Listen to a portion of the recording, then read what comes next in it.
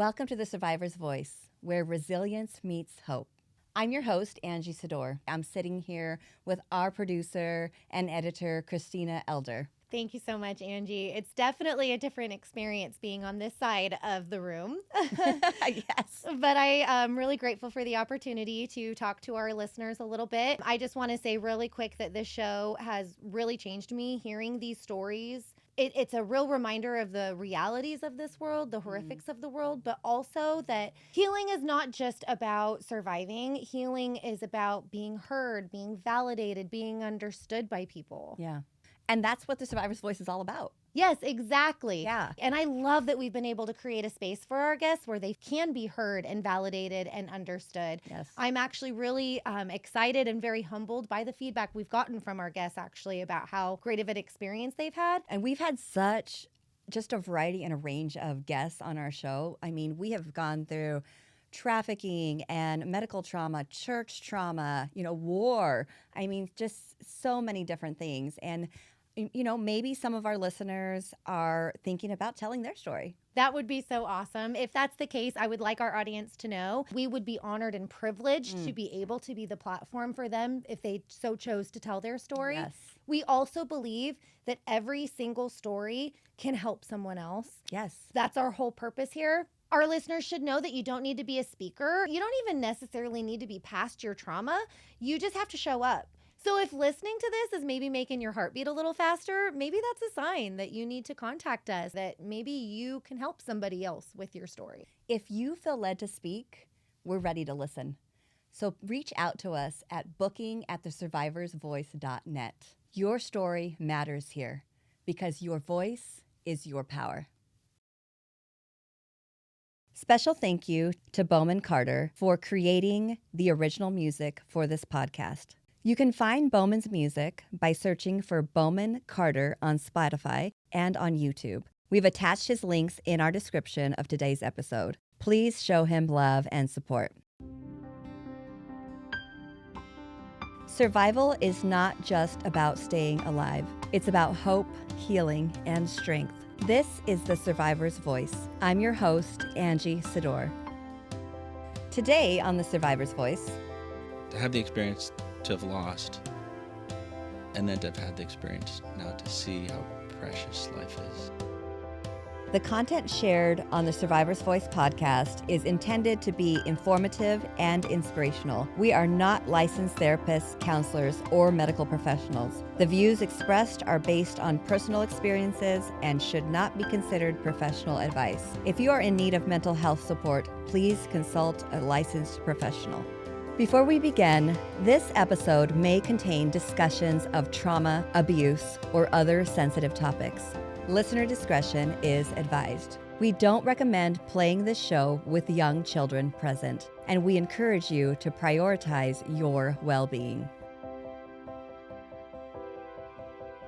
Welcome to the Survivor's Voice. I'm so excited today because we have a guest that he's a special, very good friend of mine and my husband's, and he just happened to come into town to visit us this weekend, and he has a rich history, and I thought, oh my God, it would be so great to have him on the podcast, and he agreed. And he's just one of the most delightful, lovely men that I have had the opportunity to have in my life, and I'm going to get to share them with you today, and I'm super excited about that. So, Bryce, thank you so much for coming on to the podcast. I'm so glad to have you. Oh, it's good to be here. Good. What a unique experience for me. Sure it is.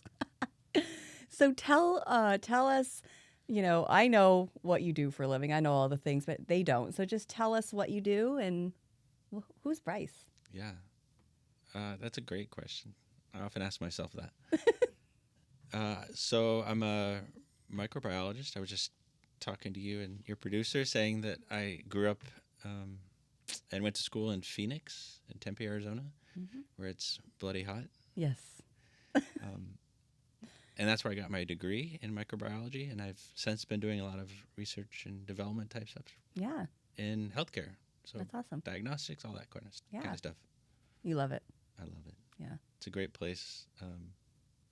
We'll see. We'll just leave it at that. Yeah. So are you married? Do you have kids? Great question. It's a complex question. It is. Yeah. So the short answer is I have one daughter.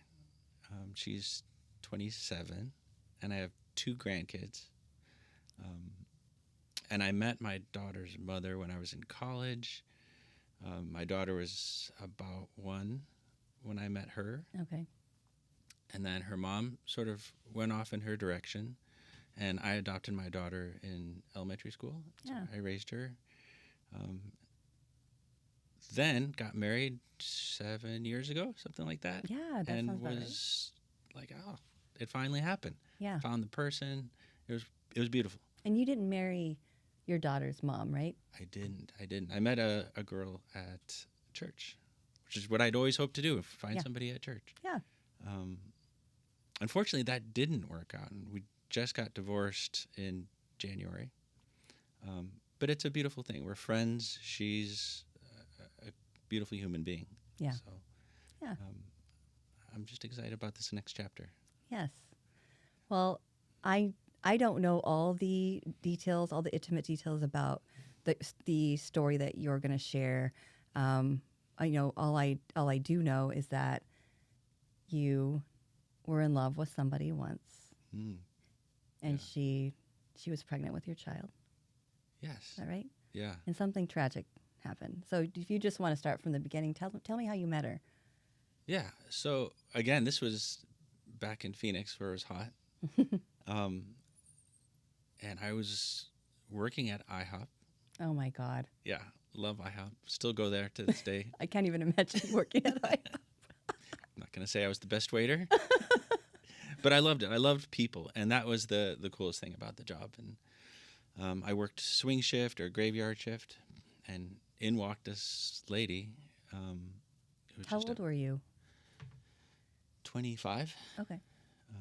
I had a non-traditional college career. I had gone to school at the University of Illinois in Illinois, and then dropped out of college, tried to figure out life, and eventually decided to go back to college. And so now I'm trying to get myself through college and meet this just amazing human being. And I had an interesting journey up to that point where I was adopted, and I never really knew much about what my life was like or could have been like. Yeah. And when I moved to Arizona, I met a lot of people who were Native American, Navajo, Pima, Lakota. So I really got in touch with some of my ancestry. Are you Native American? I am. Well, Native South American. Oh, okay. So it's one of the largest tribes. It's called the Quechua tribe. And I just found out a couple years ago through 23andMe that, in fact, these rumors are true, that I do have this native blood. So I kind of brought that to this relationship where I really wanted to get to know this person, so I gave her a feather. I did all the things you do to try to woo somebody.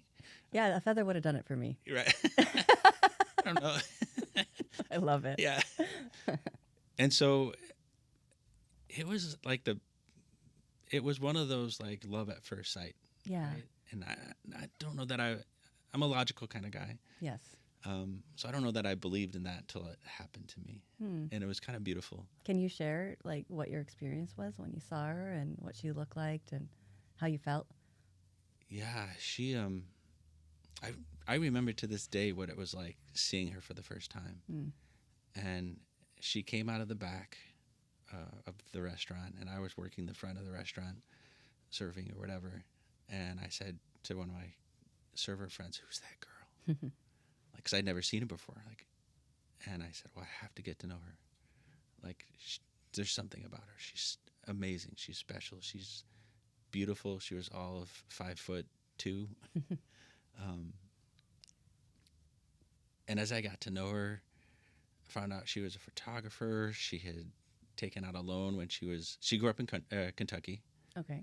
In a sort of more rural area of Kentucky. Got a loan, went to Africa to shoot at a newspaper in Africa. That's cool. Kenya. Yeah, so she's the kind of person that just let every moment be the most important moment. It was kind of cool. Oh my gosh. Yeah. She sounds like your person. yeah, she was definitely my person. And which I'd grown up Catholic, but college and shenanigans was a long way away from that that life. Yeah. And she reintroduced me to a whole new way to live that faith. Mm. And that was one of the more beautiful moments of our relationship. Is she was just she embodied what Jesus was, right? Just the love of, like, she didn't care who I was or what I was doing or any of that kind of stuff. And she, yeah, we How did you ask her out? Like, how did that transpire? Well, that first day that I saw her and I gave her that feather. Oh, you did in that moment? Oh, yeah. Okay. Maybe like an hour later, but I didn't wait long. Yeah. And I wrote a poem. That right there in the restaurant. Oh, yeah. Wow, Bryce. Yeah. That's awesome. I'm a bit of a romantic. I know. Yeah. I love that about you. And I don't think it was that day, but it might have been within the next day. I was doing a double. So, like, swing shift into graveyard shift. So I had like an hour to rest. Okay. And she said, yeah, come over to my house. You can just sleep. She lived right next to the restaurant. Oh, my goodness. Yeah. And so I just fell asleep at her house. And her roommates were cool. And I just remember from that moment on, we never left each other's side. It was kind of an unexpected moment in my life. Yeah. Because I'd never experienced anything like that before. We went to Belize together with my family, which was really sweet. Nice. And this was probably about 9 months later. And at that point, I just knew.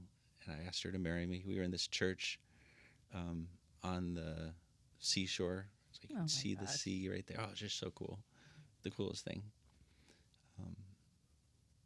And so, yeah. She said yes?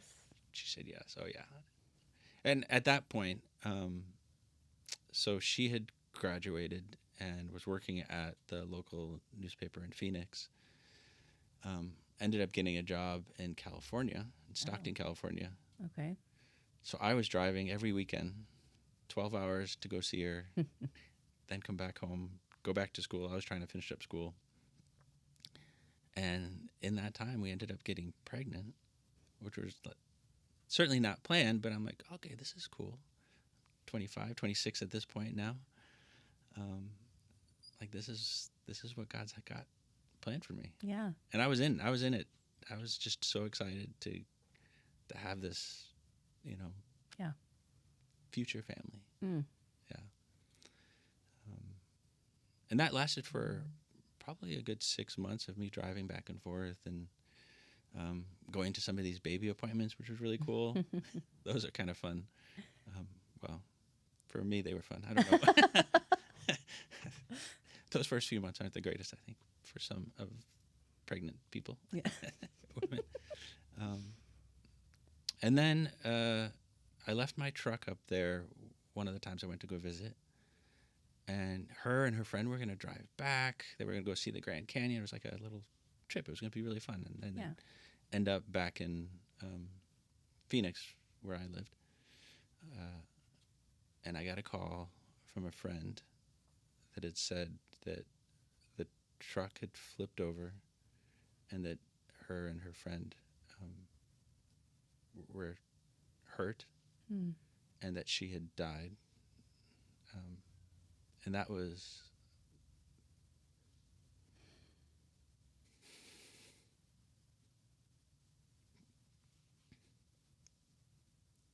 hard. Yeah. I think back to it though. I at the time I was broken, completely. I don't even remember. Probably 6 months after that, I don't remember it that well.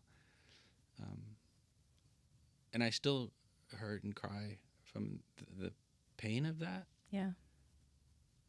I think now it's more the beautiful memory of that time to meet someone who was just so angelic. I remember one of those times driving to see her in Stockton. I was listening to one of the Christian radio stations, and they do those like guess they're called altar calls, Yeah. right? Yeah. And I thought, oh, I should do that. And in one of those trips, I did that. I gave my life to Christ. I was, I felt like this was this beautiful path that God had for us.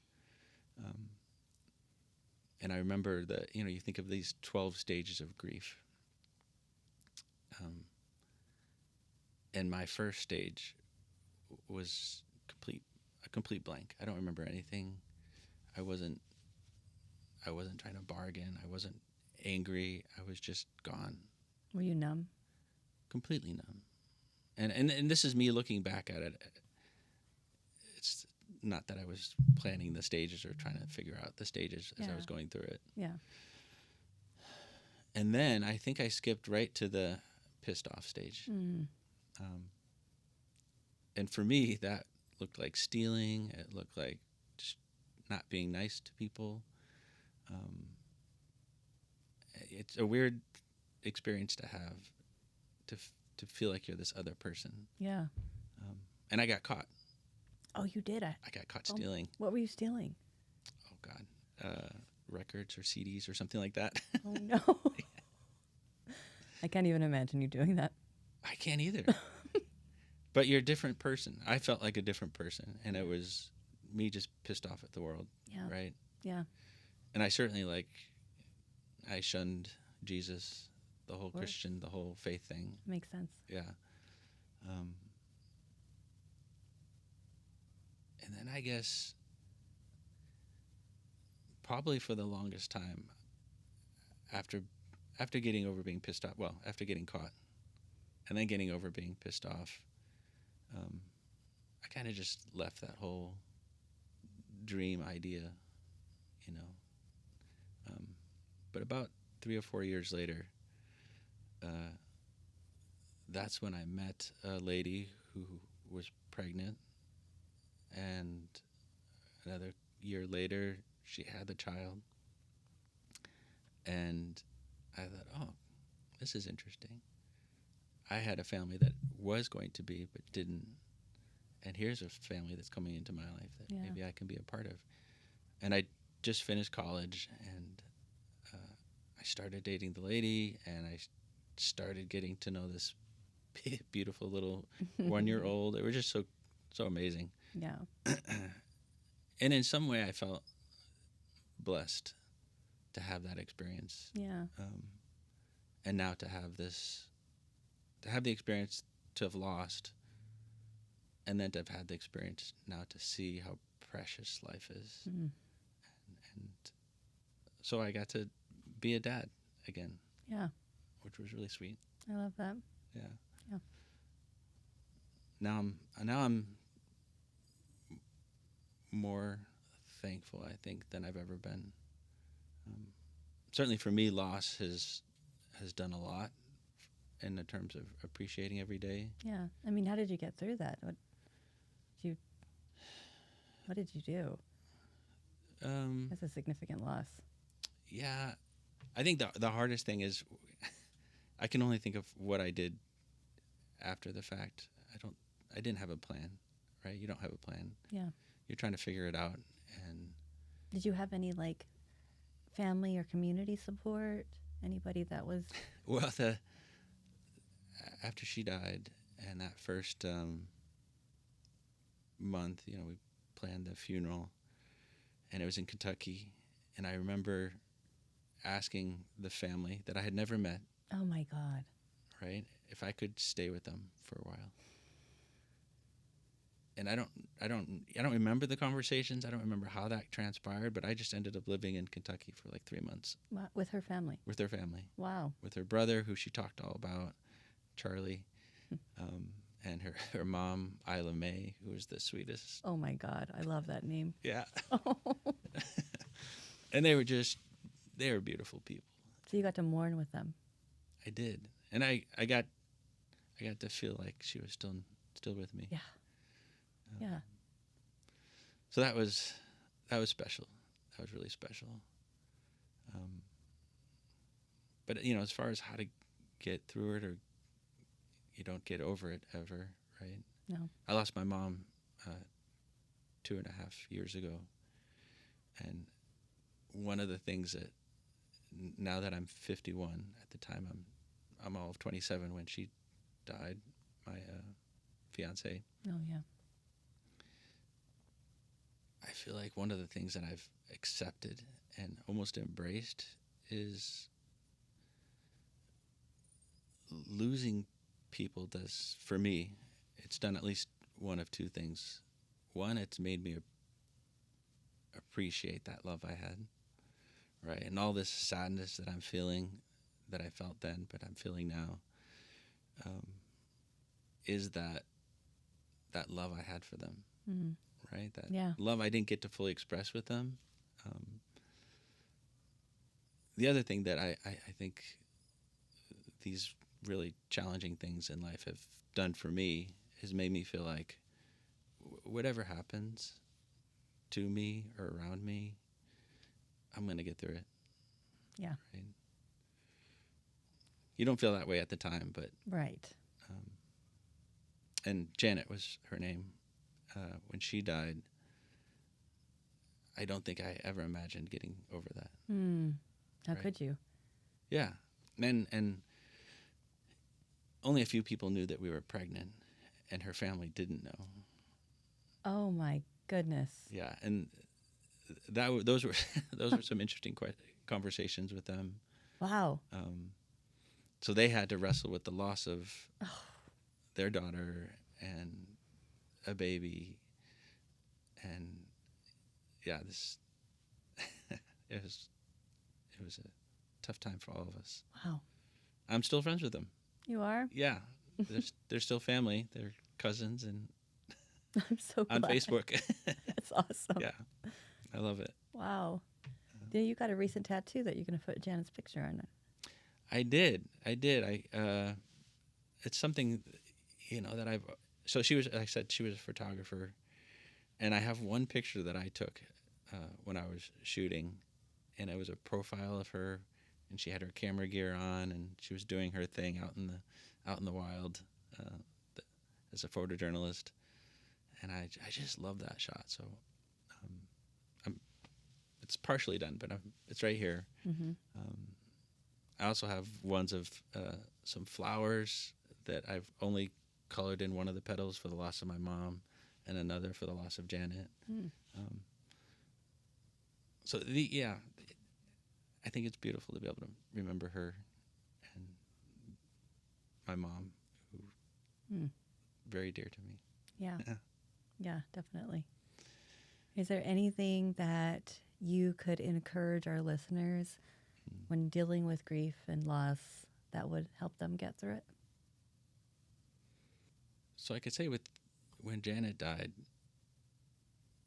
I had no clue. And I think the best thing that I did or that I was able to do with the support around me is to just lean into that grief. Yeah. Spending the time with her family was me experiencing every minute of that grief every day. Looking back on it, I didn't talk about it, the grief. Okay. And I know that affected me for decades of not being able to express how I was pissed off or how I was trying to bargain. Like, God, if you just took me, that kind of stuff. Yeah. And then there's the shame and the all these feelings that I didn't get to express. And I wish I had done that. Was there any guilt because she was coming to see you? No, and I think part of that is, and this is probably hard. This is hard for me to say out loud, but I was, and it still am mad. I think I'm stuck in that. I'm mad at the person who was driving. She was hit. She wasn't hit. They just, I think they fell asleep at the wheel. Oh, her friend? Her friend. And so the car flipped. Did her friend survive? She did. Like with the broken arm or something. Oh, my gosh. Yeah. Yeah, I'd be...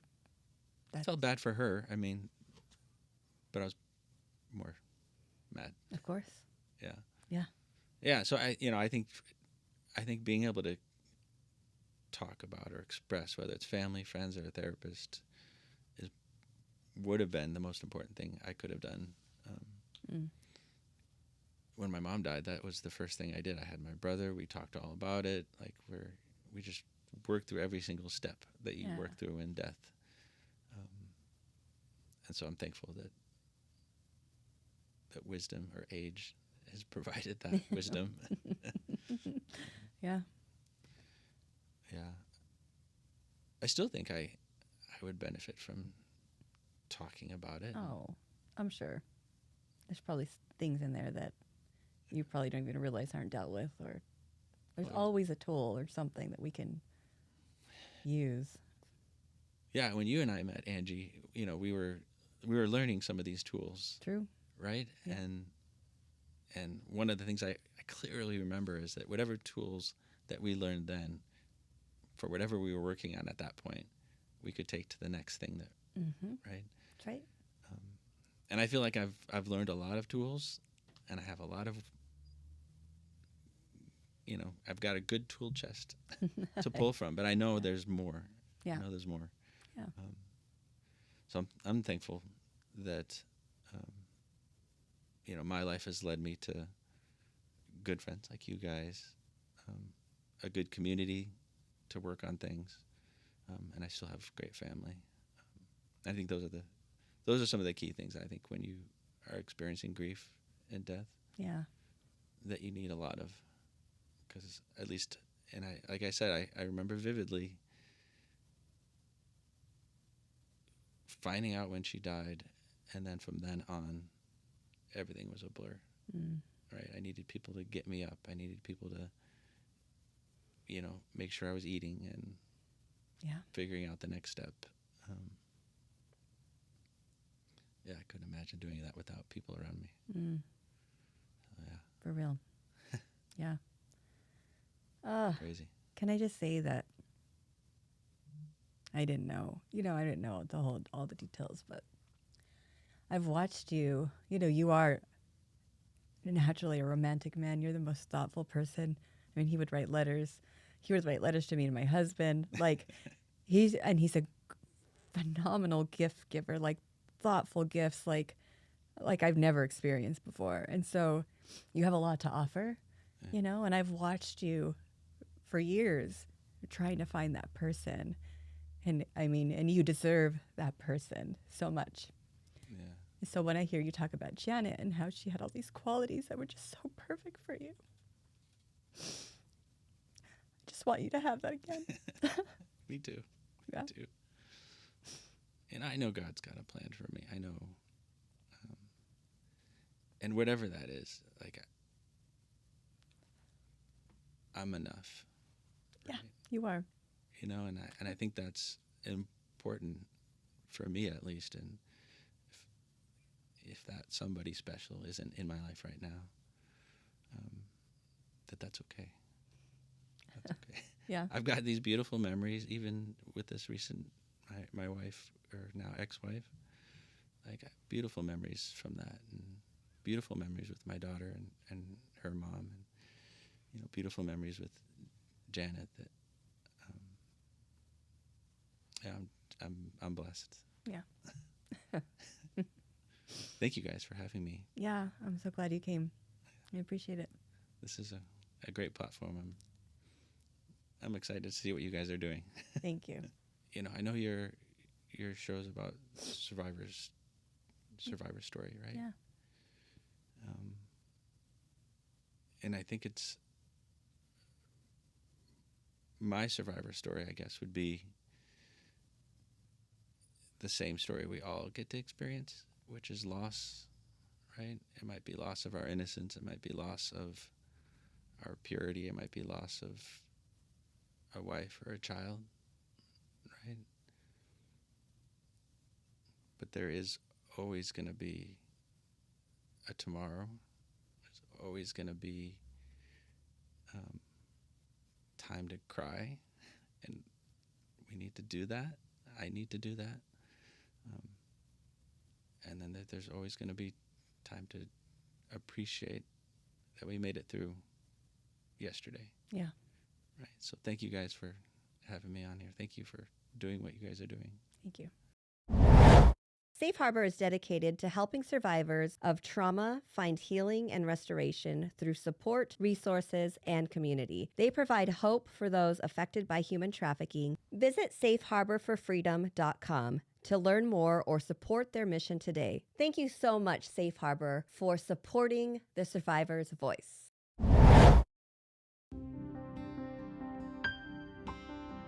Next week on The Survivor's Voice. You know, it didn't become clear to me until my 30s. You know, when I got into recovery, A to Z had a voice that was so much louder than my authentic voice.